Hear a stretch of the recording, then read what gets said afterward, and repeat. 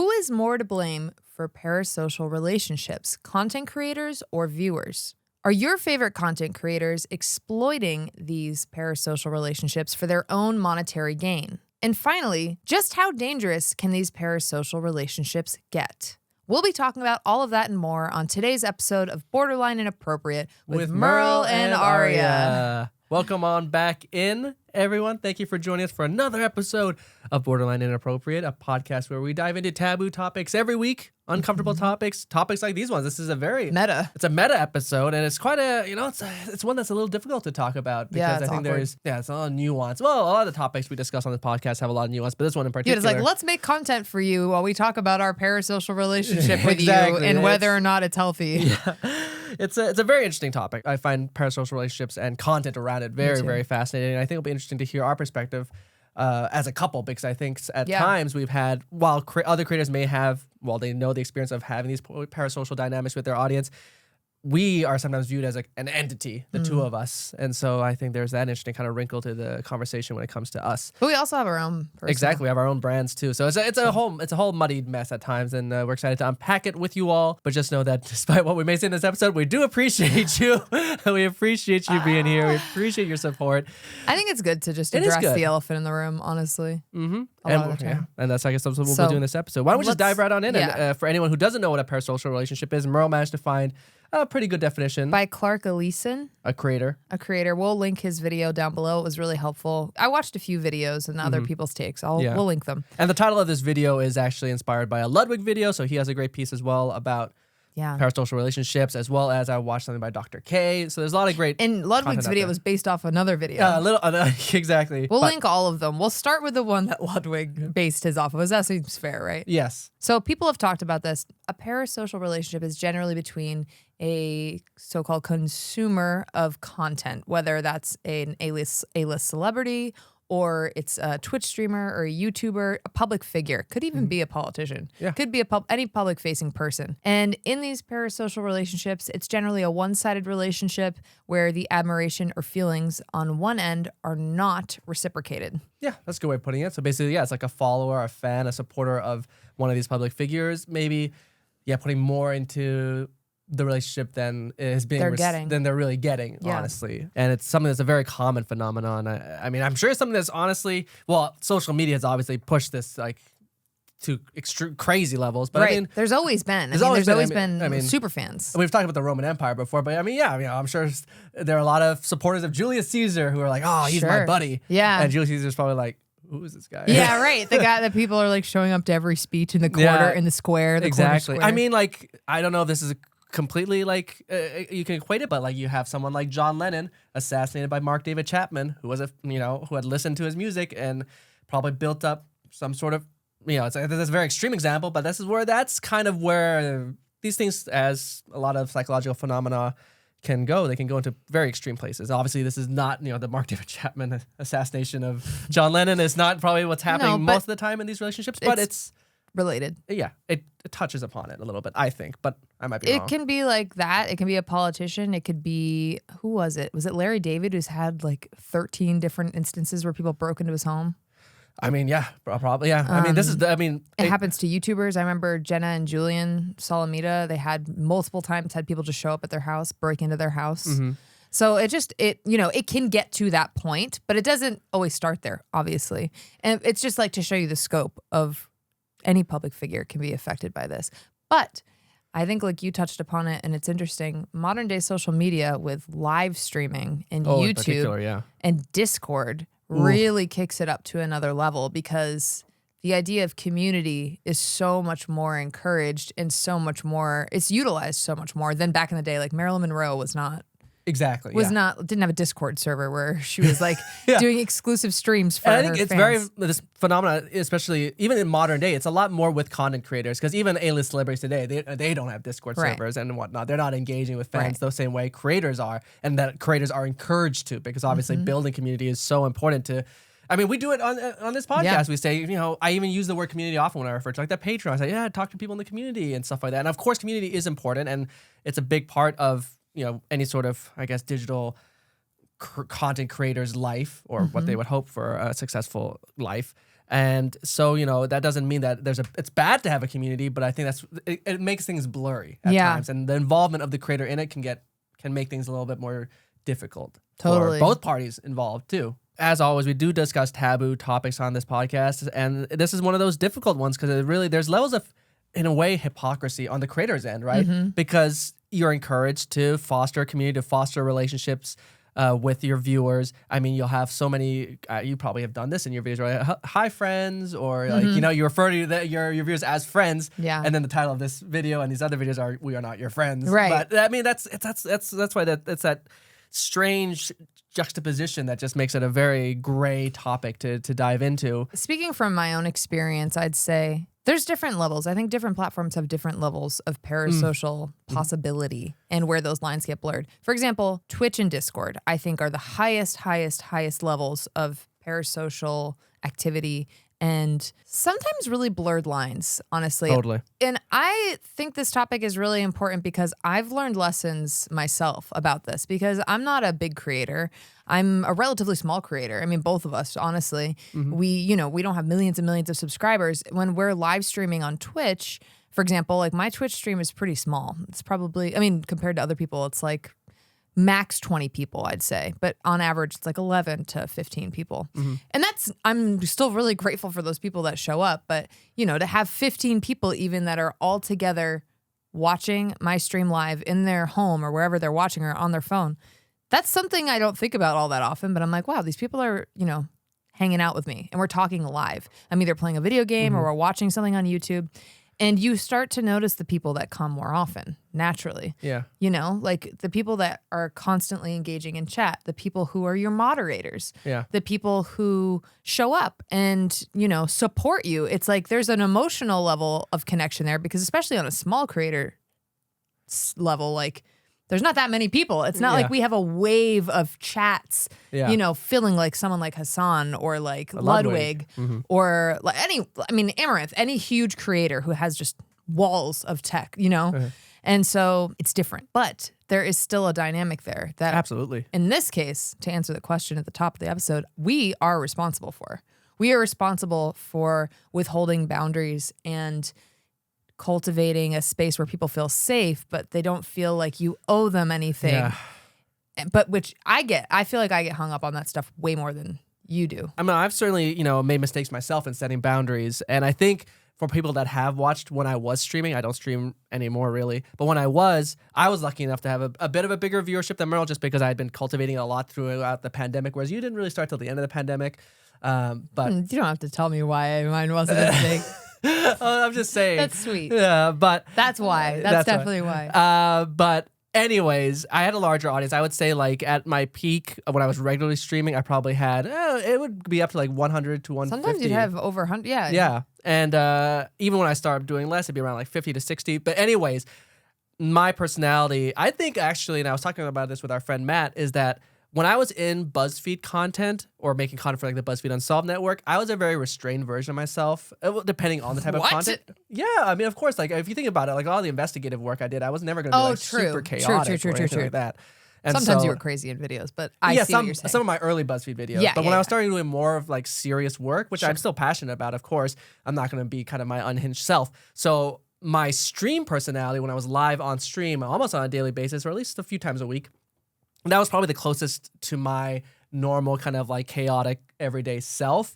And so therefore my chat and my community, I love them dearly, but it was always very chaotic. It was still cranked up from your day-to-day life, though. Yeah, of course. You always, that's the thing too, right? When you're performing, you're trying to entertain. So I'm obviously not that wild, crazy guy that was on stream. Not that I was also crazy, but I was just having fun, being silly. It was fun to watch for me because I'm like, you're not always this dialed up. That's true. You would make comments about that. But anyways, that was the closest I was to being myself in a way. But so it was a dialed up version of who I am, whereas BuzzFeed videos was like a dialed down version of who I was. And me, myself, I self-deprecate a lot and whatnot. And so there was always the community, there was a lot of banter within the community and a lot of ribbing and stuff like that. But then there were certain points where I would think, okay, all right, like, you know me, but you don't know me that well. You can't be saying some of the things you're saying to me, like you don't actually know me. The other parasocial thing that sticks to my mind as far as my experience with it pertains to us, is the fact that since we were in a relationship and this is part of the reason why we stopped making content together for a while. But when we were making content together for a while, I think a lot of people were projecting a lot of their hopes for us, and they were just making these fantasies in their heads for what our life would be together. So, you know, I would get messages from people saying, "When are you gonna pop the question?" Oh my you God. know, and I remember there's one instance that sticks out in my mind, and this was the point where I was like, I actually messaged this person back because I was so annoyed. There was a period 2 years ago in 2022 when I was traveling a lot to do content. I was making my dark travel content for my YouTube channel. I think I made a tweet or something about how, oh, I'm gonna be going to Romania or France or something like that. I was like, I'm excited. Let me know if you have any like stories you want me to cover. And then someone DM'd me saying, well, you know, you better be careful with your travels. You shouldn't let it impact your relationship with Merle.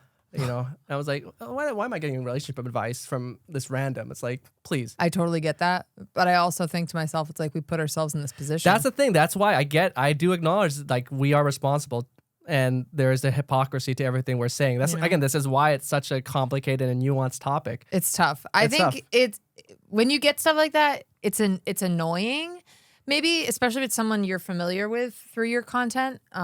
If it's some random person, then it's like, okay, I'm whatever. But if it's someone who kind of follows along with you and you see them in streams or you see them in the comment section on your videos on YouTube or whatever, then you're like, oh, sometimes they can make you actually think. You're like, should I feel bad? And then you're like, wait, why is this person that I've never met like impacting me? Why do they make me feel guilty right now? You know what I mean? Because after a while, when you're, especially, I keep bringing it back to live streaming, but that's because whenever I'm streaming on Twitch, I start talking about just what's going on in my life and what's going on in my day. So sometimes people in my Twitch streams know more about the day-to-day life than like my friends. Yeah. Because I'm not somebody who generally, you know, calls and vents about my day or like texts someone everything that happens to me the day. But when you're on a live stream, there's only so much you can talk about. I mean, you're filling a silence while you're playing a game or you're doing something. So I'll start talking about gifts I got for the holidays, or I'll talk about, you know, some of my aspirations, Something my that's goals, stressing you out. something that's stressing me out that day. Yeah, exactly. And I realized that I'm opening myself up, which is not abnormal for the kind of content that I do, because I tend to open myself up on my YouTube channel as well, but it's not live. So there's something about when you're live and you're reading people who are responding to you on Twitch, and it's like they're consoling me, you know, and they're supporting me genuinely. Sometimes I would go on live streams when I felt sad because I just wanted to like hang out instead of, you know, I didn't want to, I don't know why, but I would just be like, instead of going and meeting up with someone, I'm going to go on stream. And I'm just going to play a game and I'm going to hang out with people there and just chat.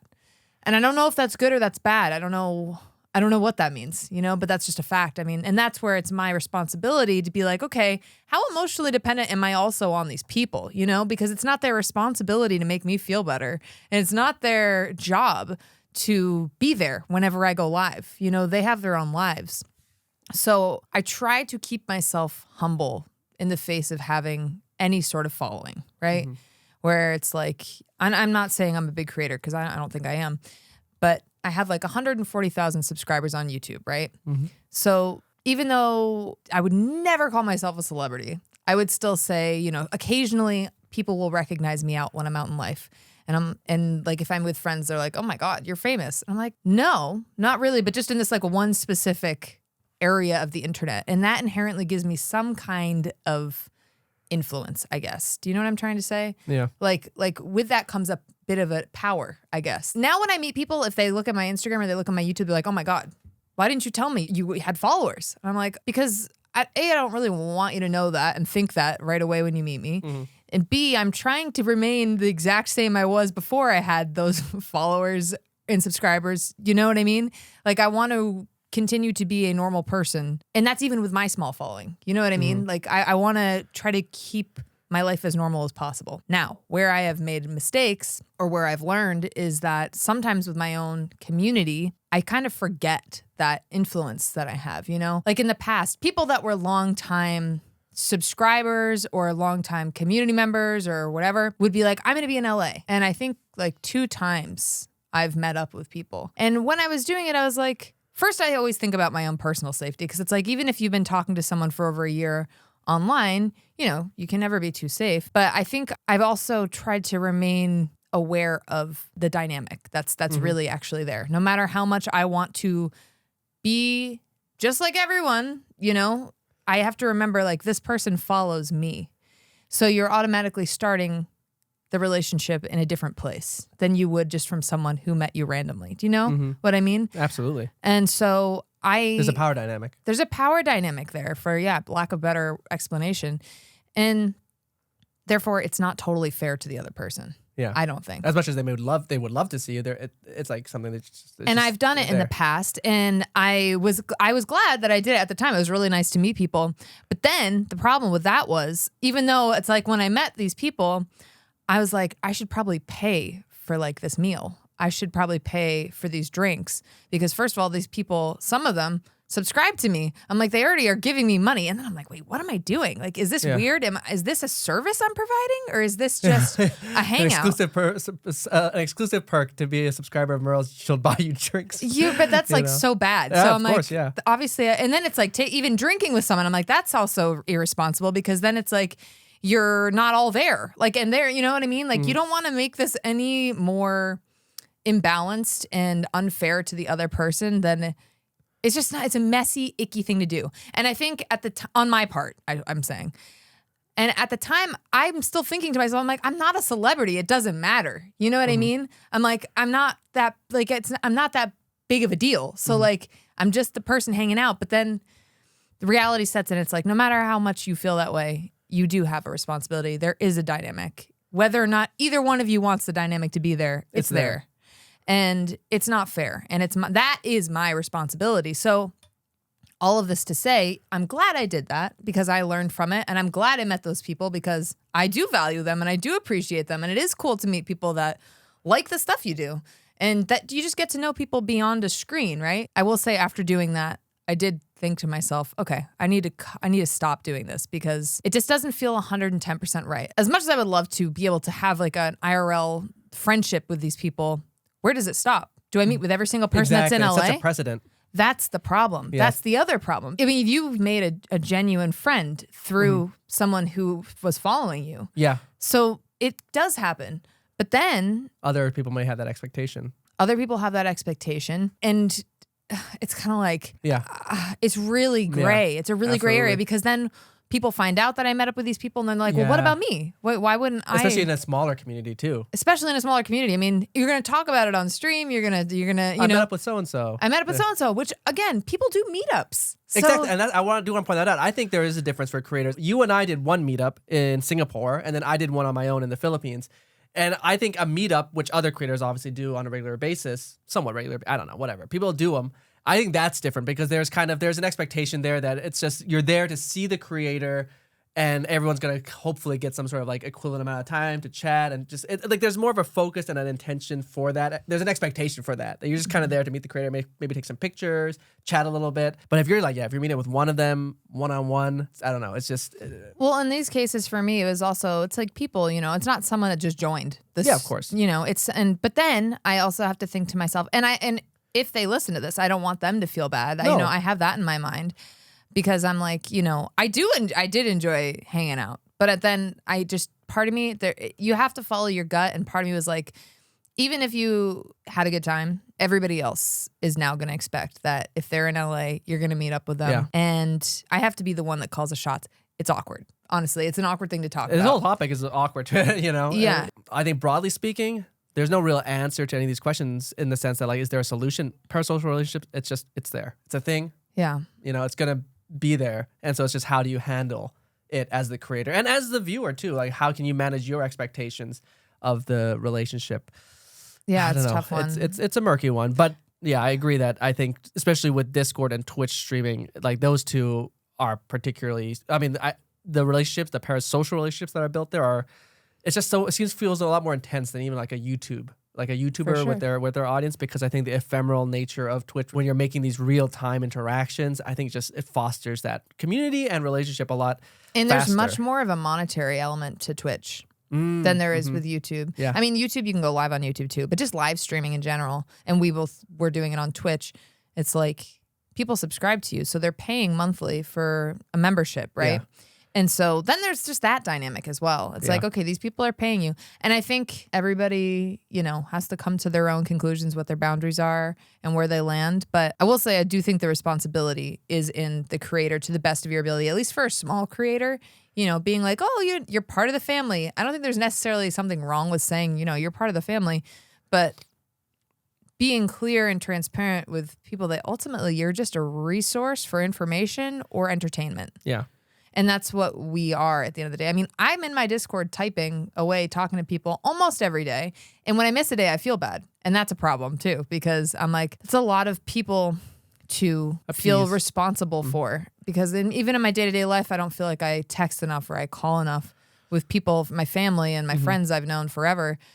So it's just, it's a blessing. I feel so fortunate for the community that I do have. My biggest hope is that I can come in whenever I can, which I try to as often as I can, but that other people will bond with each other over the interests that they have in common, through my content. 100%. Because I'm the same way. I mean, I am so grateful for my community, for my Discord server, for the people who have watched me, both streaming and my just content that was non-streaming based.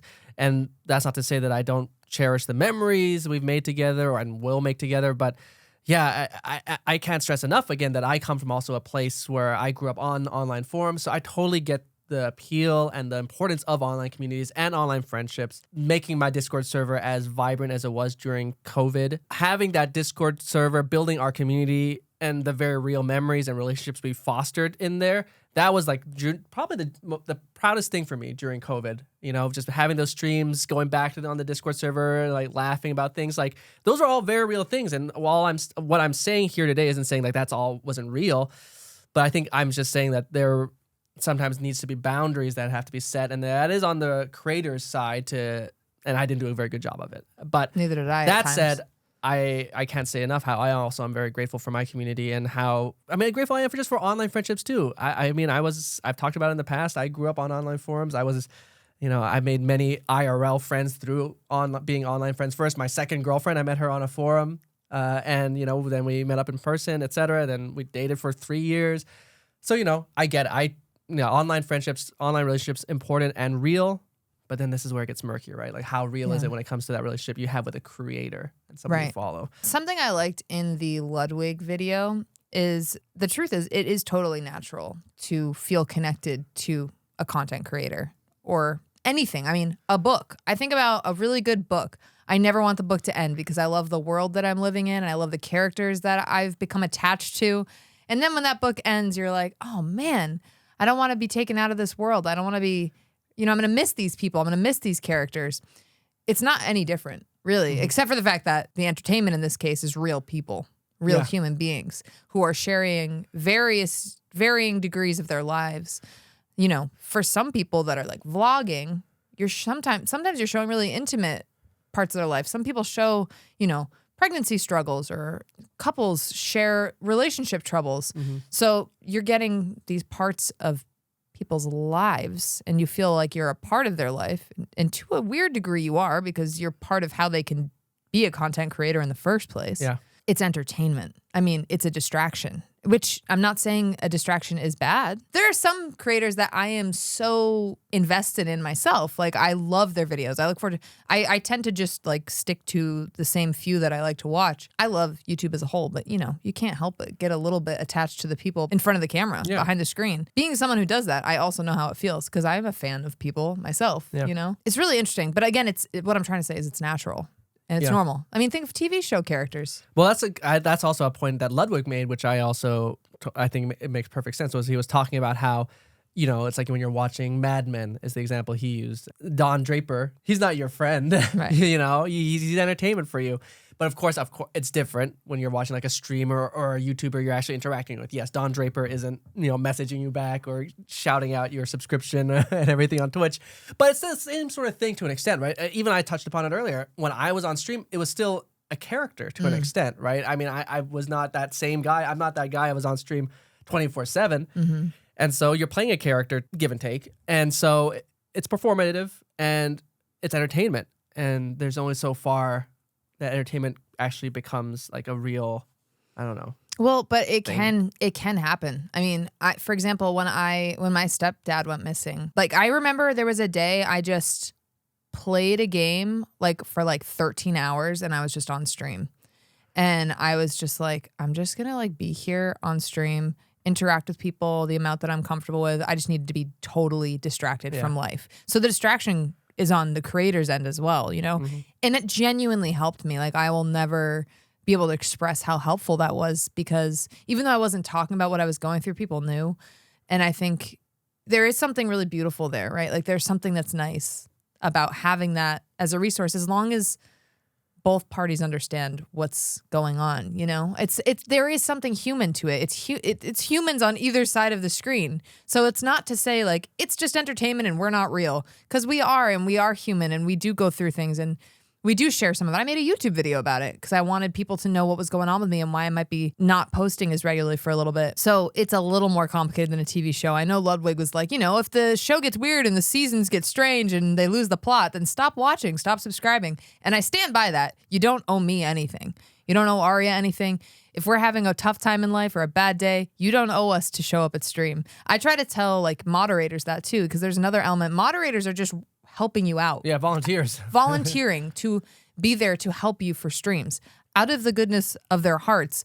And I mean, that's a selfless thing to do. Yeah. But I try to, you know, sometimes people be like, I'm sorry, I can't make it. I'm like, never have to make it. Yeah. Like, as much as I can stress that, like, you never have to be there. You have your own life. I don't even have a consistent schedule. So, yeah, you know, this is my responsibility. But, you know, it's nice that people do that. It's nice that people want to do that, you know? Yeah.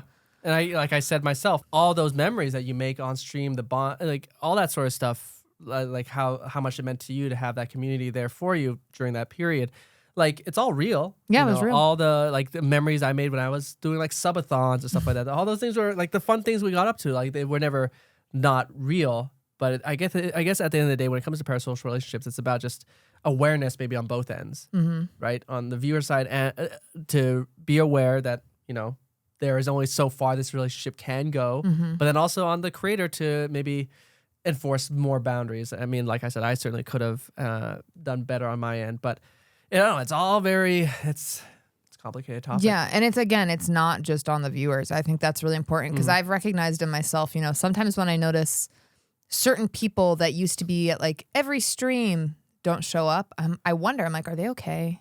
You know, like, where are they? Like, I wonder, or if they were having a hard time and then I don't hear from them in the Discord or whatever, I'm like, I hope they're okay. I hope like everything's all right. But I'm like, I can't reach out. I shouldn't probably reach out because it's none of my business what they're up to.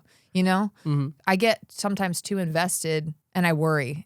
And I realize like, that's why sometimes I find myself pulling back a little bit, because I'm like, you can't worry about every single person that shows up in this community individually. You can just do your best. And I try. It's a line though. It's a dance. Yeah. Because I do care. They're real people. Yeah. You know, and we do share memories, like you said.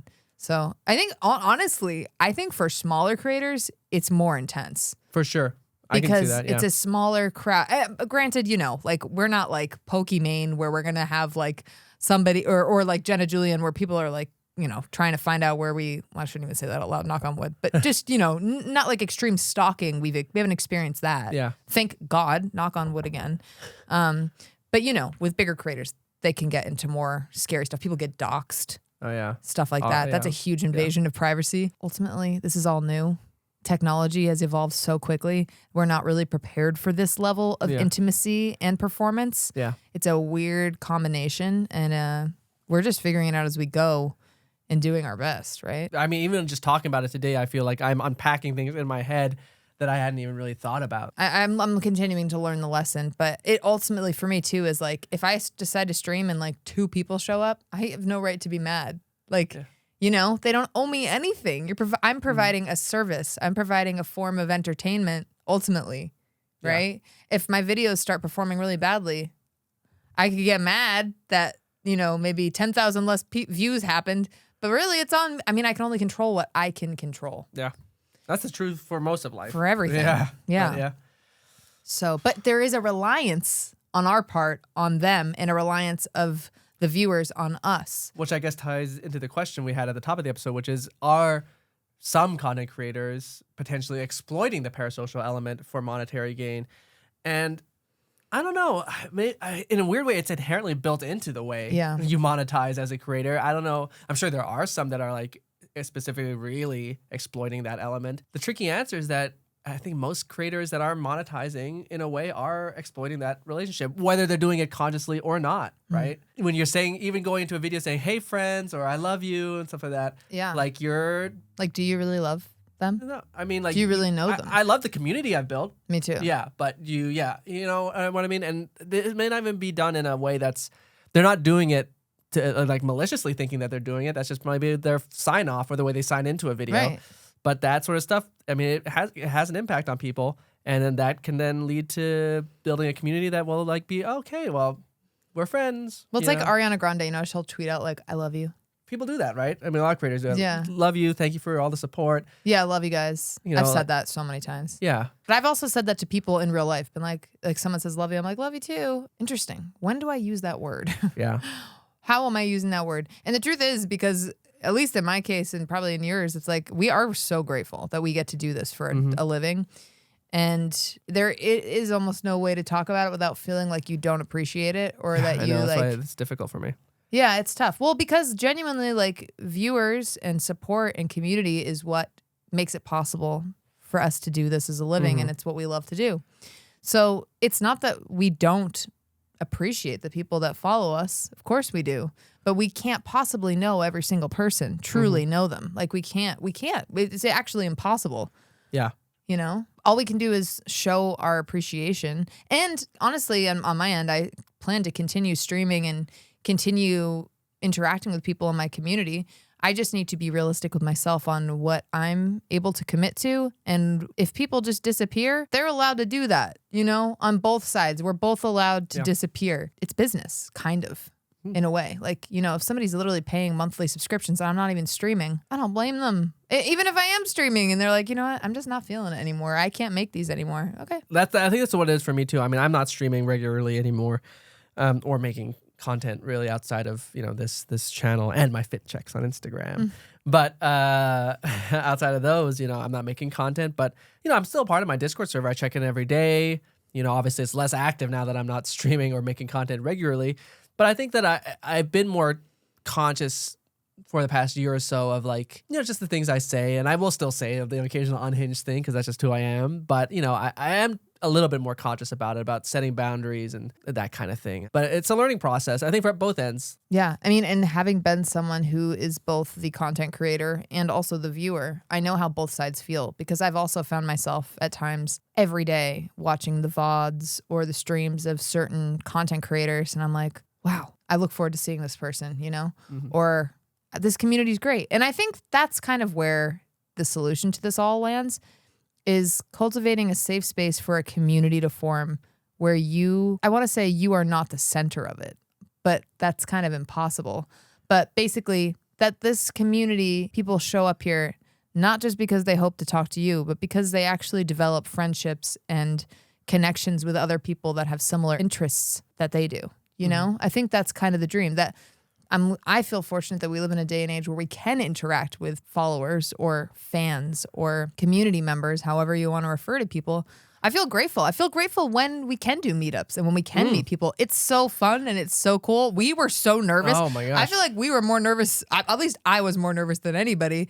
I mean, it's you don't want to be a disappointment. I'm so grateful. I mean, to have people come to a place just to meet up with you, that's so cool. And even the people that want to hang out with you one-on-one, that, I mean, it still means a lot. That's why I did it. It's flattering, but, you know, yeah, I think it's flattering, and I'm glad that I did it, and I'm glad that I learned from it, and I would not change it. I'm actually really happy I got to meet those people because, truthfully, like, I play games with those people. I still do you know what I mean? Like, I don't have a lot of friends in real life that play video games. Yeah. This guy's so freaking reliable, and Maddie's the only one who's reliable. Jack is useless. He never responds to the group text. So the people in my Discord, they'll show up and show out, and I'm like, otherwise I don't have anyone to play these multiplayer games with anyway. And honestly, they're more engaged than you guys are most of the time. So. Well, I don't even play very many games anymore, but yeah, I know. So I never want to stop doing that. I think it's just a matter of recognizing my responsibility. Yeah. Moving forward. And that's not to say I'll never meet up with people again, but probably in a more like group meetup. In a group setting. Formal thing. I think that's different. Also for the protection of both people, like just for the emotional security and safety of both parties involved. I never want to make life more complicated for anyone. You know what I mean? Yeah. Clark Aleeson had a really great quote by this guy, Guy Debord. I don't know. He pronounced his name. How'd you say it like that? How'd you say his name? He pronounced his name like that when he was. Oh, really? He pronounced it like that? Well, I guess that's how he pronounced it. I don't think he pronounced it just like that. I think I fucked that up. But it was something fancier. You sound like the Swedish chef. Guy. Anyway, this guy Guy said, "Oh, Guy, Guy, because in French it would be Guy. Yeah. Okay, Guy Debord. The way they spell like that, yeah. Let's just get to the quote. He said about creators, the more his life is now his product, the more he's separated from his life. And I think there's some. I mean, I get it. It's like a fake introspection. I'm more like, okay. I mean, that's like the content creation thing. It's like on my side, when we were talking about like how much we, it's like, it's just entertainment. It's just this. But it's like, sometimes I'm like repotting my plants. And I'm like, I want to make a vlog about this. You know what I mean? Oh, yeah. When you get too hung up on making content out of everything. Yeah, about kind of everything. Yeah. So there's just like, I think, again, social media is still so new in the grand scheme of things. Yeah. That we're all just figuring out how to do the life balance. I stayed in this New Year's Eve and and shot a video. I also played Baldur's Gate, but I didn't go out. I didn't really want to go out. I was like, I'm in. I'm getting ready for a trip. I'm gonna block shoot. So sometimes, I don't know. Sometimes I question my life-work balance. It just so happens that we both work from home. We are content creators. I'm a lifestyle content creator for the most part, honestly. And we also have like communities that we're a part of. And I think there's something really beautiful about that. And I'm grateful to be alive at this time when we can cultivate community in a safe space. Okay, the last question about like how dangerous can parasocial relationships get. I think on both sides, the effect can be detrimental to people's mental health, both the creators and the viewers. Viewers can feel unappreciated, misunderstood, they feel lonely sometimes. They're like, what the heck? I'm investing money, I'm investing time and energy into this creator, and they don't even, when I really need them, they don't show up or they don't respond to my DM. Dr. K was talking about how he says he's seen parasocial relationships lead to the ends of marriages, to incel-dom and stuff. That's according to Dr. K. And I mean, I could see that. Like, let's say, and this is extreme examples, of course, but you might have someone who has a very, like a viewer who's just built this relationship in their head with a specific creator that they really like, that they neglect their relationship, for example. Who knows? I mean, they put all their money into it, just like sending money to this creator that, ultimately doesn't feel the same way, of course, because it's just a viewer to them. But, that's why I think it's awareness on both ends is very important. Yeah, absolutely. And also, it's not just Twitch and YouTube, it's OnlyFans. There's other levels there where there's a sexual element. And I'm not saying anything against OnlyFans. I support Love sex work. Love sex work. Support it 125%. Think it should be legal, but that's a different episode. But it can also become dangerous because when you're a content creator and you are the show, so to speak, you're treated as a spectacle. I saw that word a lot when I was watching other videos about parasocial relationships. At least for me, I read almost every single comment I get on YouTube. I read all of the comments. I don't always respond to everyone. I try to respond to as many as I can. And most of the time, people are great. Most of the time, people are so uplifting. In fact, I'm almost shocked how kind people are at large, behind the anonymity of the screen. But occasionally, there's a bad apple that sneaks in and they say things because they're behind a screen and because they don't think it matters. And it hurts. People comment on your appearance. People comment on your age. People ask me if I'm pregnant, if like my stomach is showing. Even on the podcast occasionally, any relationship episodes. Oh man, when we did the episode about open relationships and we even talked about us even entertaining the idea of an open relationship, some of the reactions I think were a little extreme to say the least. The vitriol was spewed, particularly in my direction, commenting on my sexuality, that I'm confused, commenting that I don't actually want to be in this relationship, that you can see there's no love here. Saying that we should just break up already. I stopped reading the comments on that one. And again, this is, not the norm. Community here is fantastic for the most part, but of course we're doing controversial topics. That is, so that's the part of the thing where it's like, it's our responsibility too. We chose to do a podcast about taboo topics instead of one about Animal Movies. Crossing. Yeah, Animal Crossing. I don't know. Yeah, exactly. That would have been fun though, honestly. I just hate Rocket. That would be every episode. Fuck Rocket. Rocket sucks. Anyway, in that case, that's where it can get dangerous for the content creator. Because like for me, I remember that day you were like, stop reading the comments. Like I'm watching it affect you. Yeah. You got to stop reading the comments. And it was painful. I mean, it does hurt, even though we agree to this by being public facing people to an extent. It doesn't feel good. Yeah. So you got to protect your mental health as a content creator. Protect your mental health as a human being on this planet.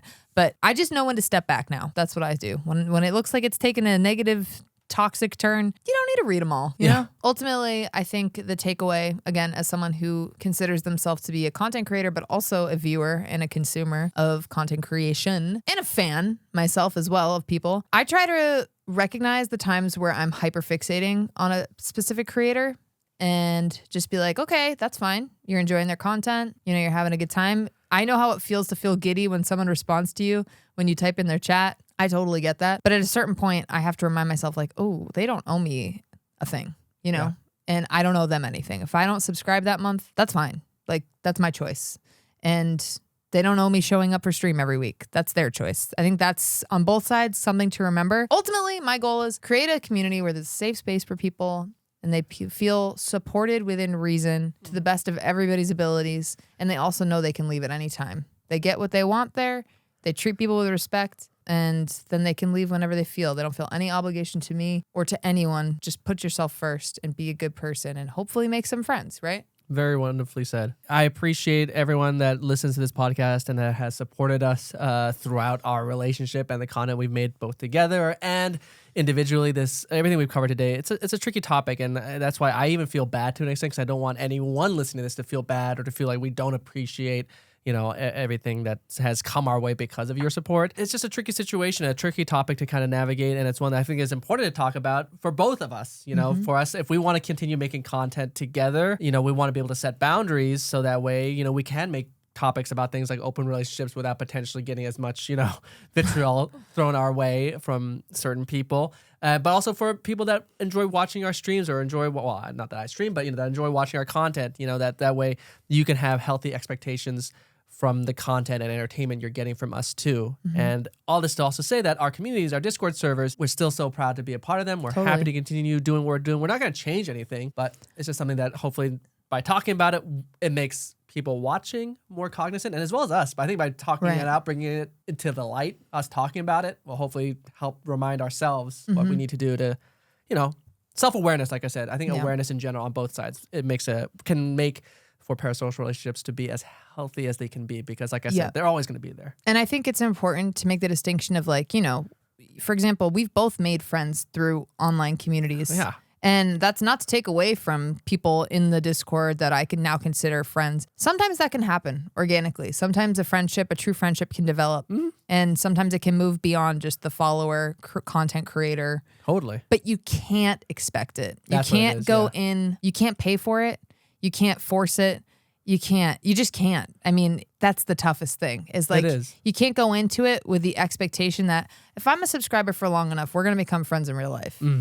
Yeah, absolutely. Yeah.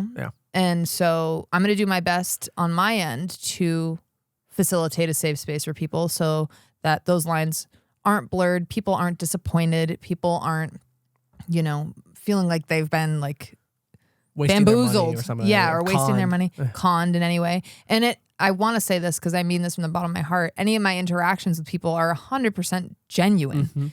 Any of, the interactions that I have with people, whether it's in the comment section of my videos, whether it's on my Twitch streams, whether it's in my Discord, they're real. I love them. I mean that. And I appreciate them. They are valuable to my life. Like it brings me joy. I think the bottom line is I can't possibly be the best friend I could be to every single person that reaches out to me. I wish I could. I wish we had the capability, maybe with AI someday, we'll be like Her, the movie Her, you know, when she has like multiple relationships going on at the same time and she's like traveling through dimensions. We're just not there yet. So, you know, just know I appreciate you. We both really appreciate you guys. Bottom line is, thank you for listening. Hope we haven't hurt any feelings. Hope that this transparency leads to nothing but better understanding. And hopefully it was just, if anything, really interesting, because that's how it was for me. It's fascinating for me, yeah. Yeah, it's really fascinating and cool to think about, honestly. So hopefully we do see you guys in the comments or in the Discord. Let us know your thoughts. Let us know. Yeah, we'd love to hear your feedback on this one. If you haven't already subscribed to the podcast, please make sure to do so. Leave a like, leave a comment. We also are always available on our social platforms, which are linked below in case you want to, you know, follow on our day-to-day over there. But either way, just know we do appreciate you tremendously. And let us know what your thoughts are, because honestly, I think this episode's particularly percolating in my brain. I'm like, whoa, this one is a good one. We'd love to continue the discourse in the comments, in the chat. Yeah. So let us know your thoughts. Let us know if you totally hate us now. Yeah, let us know. Let us know if you think that we're scam artists. If that was your takeaway from this, you're like, what the hell? What? This what? Where? I don't understand. Let us know. If you agree, let us know. Especially if you agree, actually, let us know. All right. Well, until then, we appreciate you all.